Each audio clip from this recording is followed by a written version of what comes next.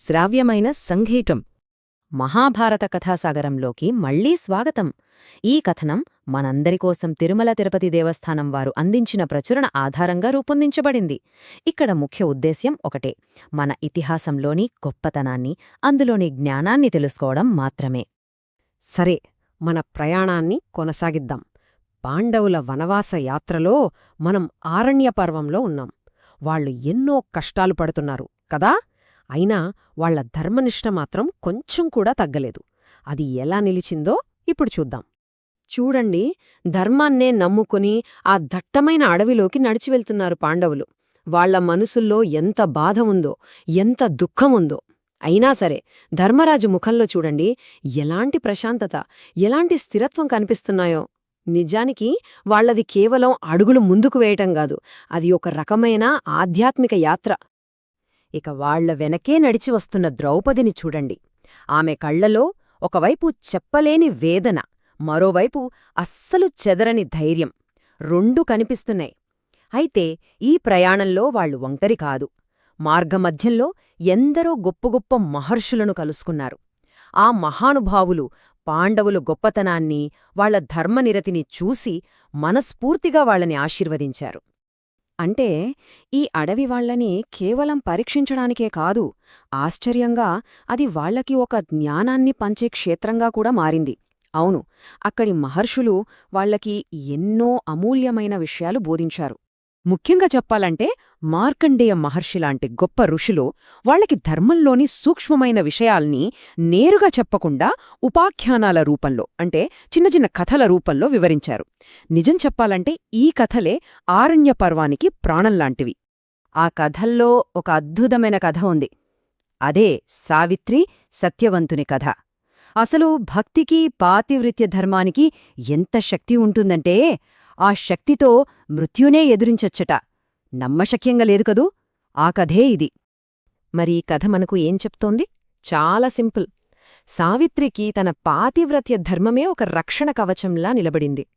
ఆలోచించండి, ఆమె ధర్మనిష్ఠ సాక్షాత్తు యమధర్మరాజునే మెప్పించిందంటే ఇక ఆ శక్తి ఎలాంటిదో, అసాధ్యాన్ని సుసాధ్యం చేసింది. చెప్పాలంటే ఇది ఆధ్యాత్మిక శక్తితో ప్రేమ సాధించిన ఒక గొప్ప విజయం. ఇక మరో కథ, నలమహారాజు కథ. ఈ కథ ద్వారా పాండవులు ఇంకో ముఖ్యమైన విషయం నేర్చుకున్నారు. అదేంటంటే, ధర్మం తప్పితే ఎలాంటి పరిస్థితులు ఎదురవుతాయి, అలాంటప్పుడు కూడా సహనం కోల్పోకుండా కష్టాలను ఎదుర్కొని మళ్లీ ఎలా నిలబడాలి అనే పాఠాన్ని గ్రహించారు. సరే, ఇప్పుడు మనం మహాభారతంలోనే ఒక చాలా ముఖ్యమైన, ఒక అద్భుతమైన ఘట్టానికొచ్చాం. ఇక్కడ సాక్షాత్తు ధర్మరాజు యొక్క ధర్మనిష్టకే ఒక పెద్ద పరీక్ష ఎదురవుతుంది. ఒక దైవీయమైన పరీక్ష. ఏంతో చూద్దామా? కథలోకి వెళ్తే పాండవులకి అంతులేని దాహం వేసింది.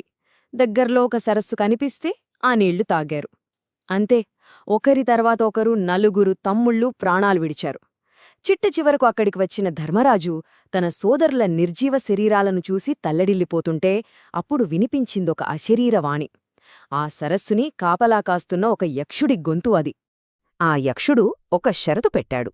ఓ రాజా, ముందు నా ప్రశ్నలకు జవాబులు చెప్పు, ఆ తర్వాతే ఈ సరస్సులో నీళ్లు తాగాలి అన్నాడు. అడిగిన ప్రశ్నలు కూడా సామాన్యమైనవి కావు.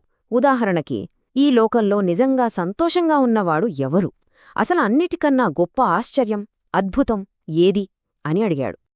ఆ ప్రశ్నకు ధర్మరాజు చెప్పిన సమాధానం నిజంగా అది ఎప్పటికీ నిలిచిపోయే ఒక సత్యం.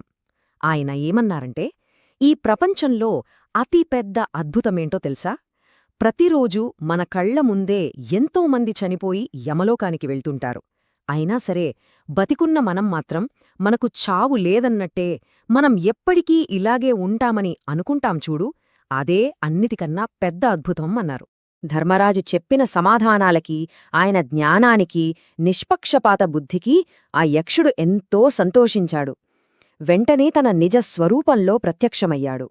వచ్చిన ఆ యక్షుడు మరెవరో కాదు, సాక్షాత్తూ వాళ్ల తండ్రి యమధర్మరాజే.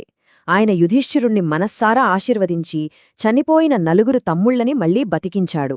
సరే, మనమిప్పటిదాకా చూసిన ఈ కథలు, ఈ యక్షప్రశ్నలు, వీటి ద్వారా అరణ్యపర్వం మనకు ఏం చెప్పాలనుకుంటోంది?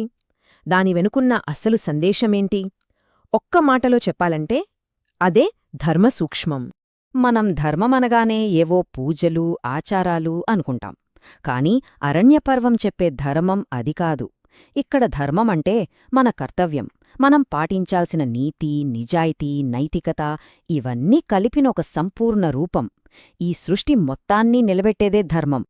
మొత్తంమీద ఈ వనవాసంలో పాండవులు నేర్చుకున్న, ఆచరించిన ముఖ్యమైన ధర్మసూత్రాలు ఏవంటే ఎప్పుడూ సత్యాన్నే పలకడం, అహింసను పాటించడం, ఇచ్చిన మాటకు కట్టుబడి ఉండటం, న్యాయంగా ప్రవర్తించడం, అన్నిటికీ మించి భగవంతుడి మీద భక్తి కలిగి ఉండటం.